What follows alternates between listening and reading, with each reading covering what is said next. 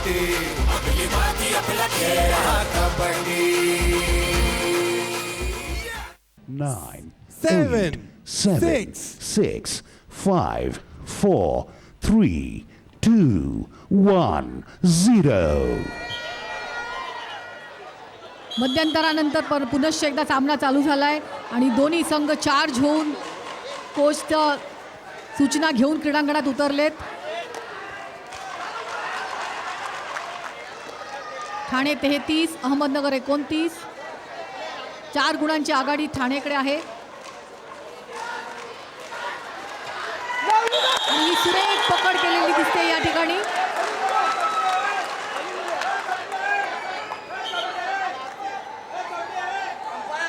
पकड झाली आणि सगळे खेळाडू एकत्र येऊन त्याला पकडलं, मध्यरेषेकडे जायला रोखलं आणि ही पकड यशस्वी झाली आहे.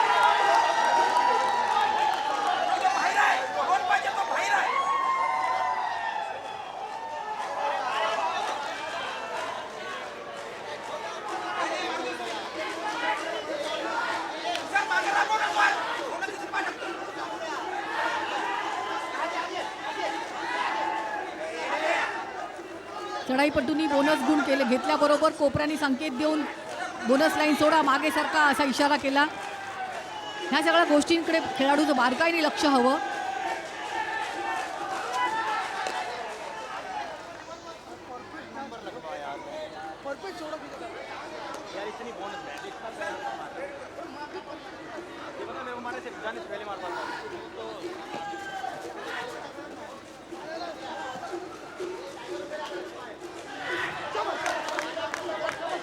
अहमदनगरचा रेडर प्रकाश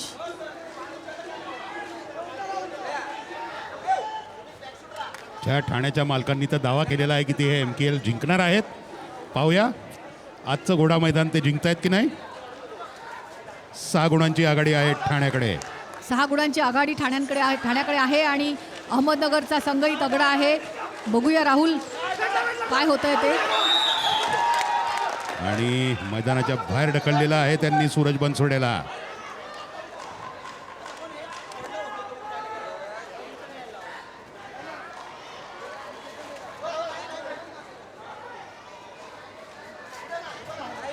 तेव्हाही खेळाडूच्या उंचीच्या खालच्या बाजूला येऊन मग त्याला फोर्सनी ढकलणं हे फायद्याचं ठरतं, कारण खेळाडू जोर लावू शकत नाही नंतर.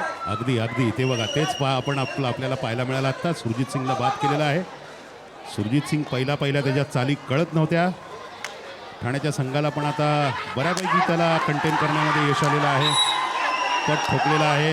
इथे रेडरनी निलेश साळुंकेनी आपला दावा सिद्ध करण्याचा प्रयत्न चालू आहे.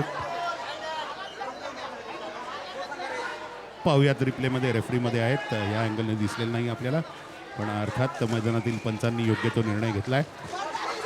बोनस रेषा पार केलेली आहे प्रकाश बांद्रेने.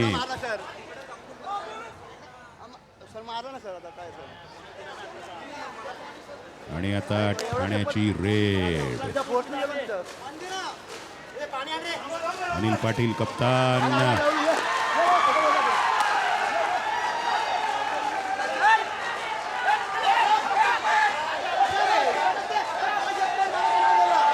त्याचा दावा फेटाळून लावत होता त्याचा प्रतिस्पर्धी. चालू आहे नगरची आता रेड.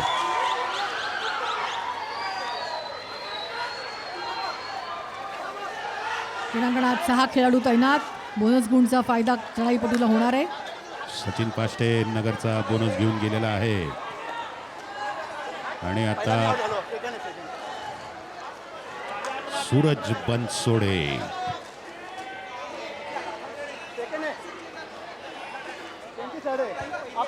ठाण्याचा सूरज हा एक अनुभवी खेळाडू आहे आणि चढाईपटू म्हणून तो प्रसिद्ध आहे.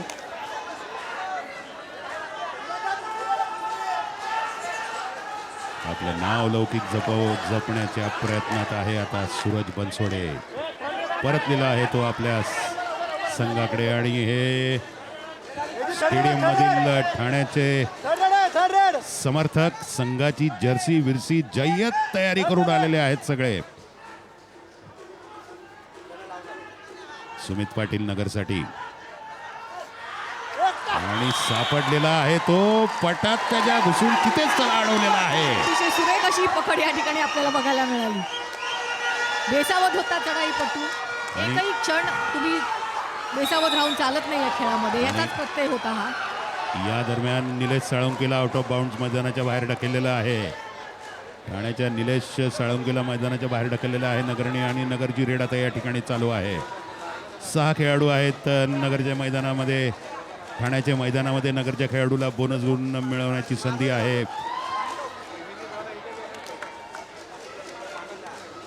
नगरचा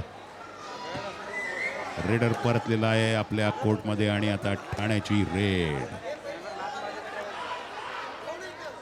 कप्तान अनिल पाटील. नगरच्या खेळाडूंनी चढाईमध्ये जास्तीत जास्त गुण घेणं आता त्यांना क्रमप्राप्त आहे, कारण लीड हे ठाण्याकडे आहे. त्यामुळे नगरच्याच खेळाडूंना आता प्रयत्न करावे लागणार आहेत, आणि चढाईमध्ये ते 2, 3, 4 असे जास्तीत जास्त गुण घेऊन शकतील आणि आपलं डिफरन्स भरून काढू शकतील. अगदी तफावत जी आहे तो भरण्याचा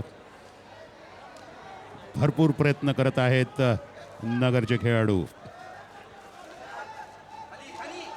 6 मिनिटं होत आलेली आहेत दुसऱ्या हाफची. अजून 14 मिनिटं बाकी आहे हा थरारक दुसरा हाफ. उत्कृष्टपणे हा बोनस गुण त्यांनी या ठिकाणी टिपलाय. 5 गुणांची आघाडी आता ठाण्याकडे. सूरज बनसोडे ठाण्याचा. 4 गुणांची आघाडी आहे ती आता ठाण्याकडे. ठाणे 38, नगर 34.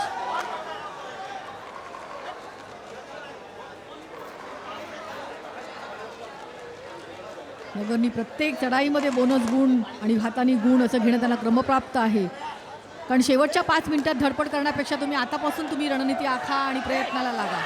वेळेचं महत्व आत्ताच ओळखा, नंतर गुणांचा हा लीडचा डोंगर कमी करणं खूप अवघड होत जाते. आपण महिलांच्या सामन्यात पाहिलेलं आहे, आणि अशा रीतीने त्यांनी हात मारून त्यांनी मध्यरेषेकडे झेप घेतली. अतिशय सुंदर अशी चढाई करून तो गुण घेऊन गेलाय. 3 खेळाडू त्यांनी या रेडमध्ये टिपलेले आहेत. हे पहा, 1, 2 आणि 3. त्याने हात मारून त्याचं संपूर्ण शरीर मध्यरेषेकडे वळवलं आणि तिथून तो फोर्सनी पुढे गेला. त्यांनी एका क्षणाचाही विलंब लावलेला नाही, आणि अशा तऱ्हेने तो यशस्वी झाला या ठिकाणी. आणि बरोबरी दिलेली आहे त्याने आपल्या संघाला. ठाणे 38, नगर 38. बघा, आत्ताच मी म्हटल्याप्रमाणे जर चार्ज होऊन तरी तुम्ही प्रयत्नाला लागलात तर तुम्हाला गुणसंख्या कमी करायला वेळ लागणार नाही, आणि त्याचा प्रत्यय आपल्याला या ठिकाणी येतोय. अगदी छाया, अगदी. आणि रमेश भेंडीगिरी ठाण्याचे कोच सूचना देताना हा बघा सुरजितला यशस्वीपणे टिपलेला होता. कबड्डी हा खेळ इतका फास्ट आहे, आणि तुम्हाला जर चढाईमध्ये काही ना काही घडामोडी होऊन हा खेळ कुठे तुम्हाला पोहोचवेल, यशस्वी कोणाकडे जाईल, विजय कोण होईल, तुम्ही आधीच प्रेडिक्ट करू शकत नाही.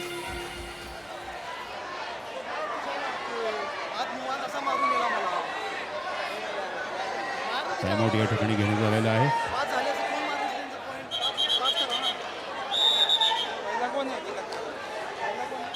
आणि मॅच पूर्ववत सुरू ठाणे आणि झालेली आहे. अहमदनगर गुणफलक समान गुणफलक आहे या ठिकाणी.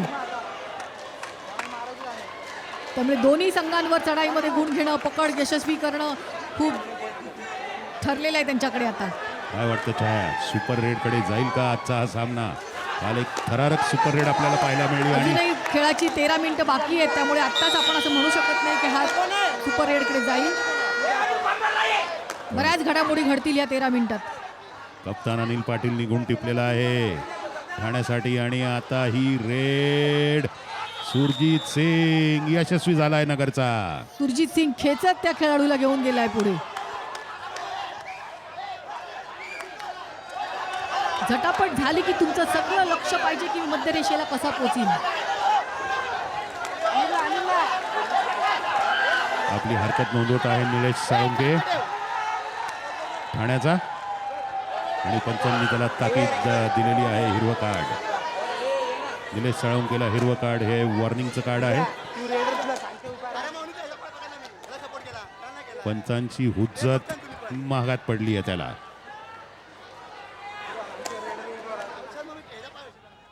समान गुण पुनश्च एकदा. ठाणे 40, नगर 40. कप्तान अनिल पाटील ठाण्यासाठी उठवलं आहे रेड करायला.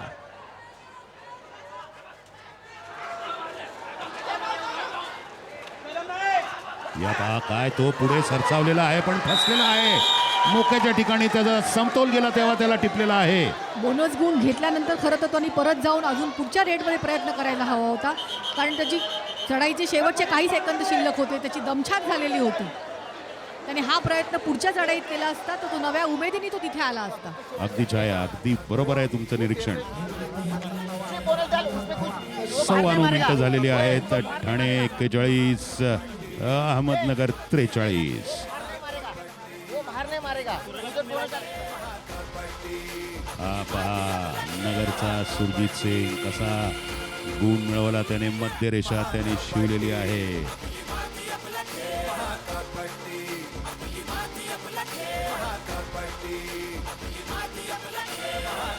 हा पहा कप्तान अनिल पाटील बाद झाला तो क्षण. टाइमआउट घेण्यात आलेला आहे. आता नगरचा संघ आघाडीवर. 15 ते 20 वेळा आघाडी बदललेली आहे, कधी ह्या संघाकडे कधी त्या संघाकडे. अशी जेव्हा स्थिती येते की स्कोर इकडे तिकडे फिरत असतो तेव्हा खेळाडू आणि कर्णधार यांना अतिशय महत्त्वाची बाब ही आहे की त्यांनी स्कोरवर लक्ष ठेवायला हवं. क्रीडांगणात किती खेळाडू शिल्लक आहेत ह्याच्याकडे लक्ष हवं आणि कुठला पॉईंट त्यांचा वीक आहे त्या बाजूने आपला चढाईपटू पाठवायला हवा.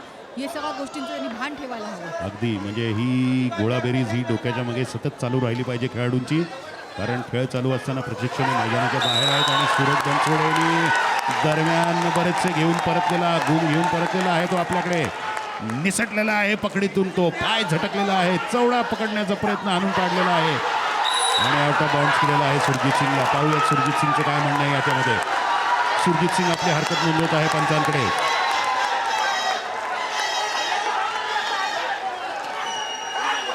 टेक्निकल ऑफिशियल्सचा तो डेस्क होता. निलेश साळुंके आता ठाण्याचा आणि निसटलेला आहे तो त्या पकडीतून. पट ठोकलेला आहे त्यांनी. समोर struggle झाला आणि एकच लक्ष की कसं मध्यरेषेकडे जाईल.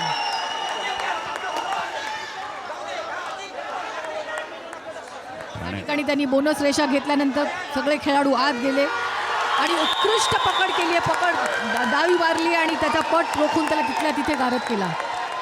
अगदी नागाच्या फण्या इतकी चपळ अशी पकड होती अजिंक्य यादवची.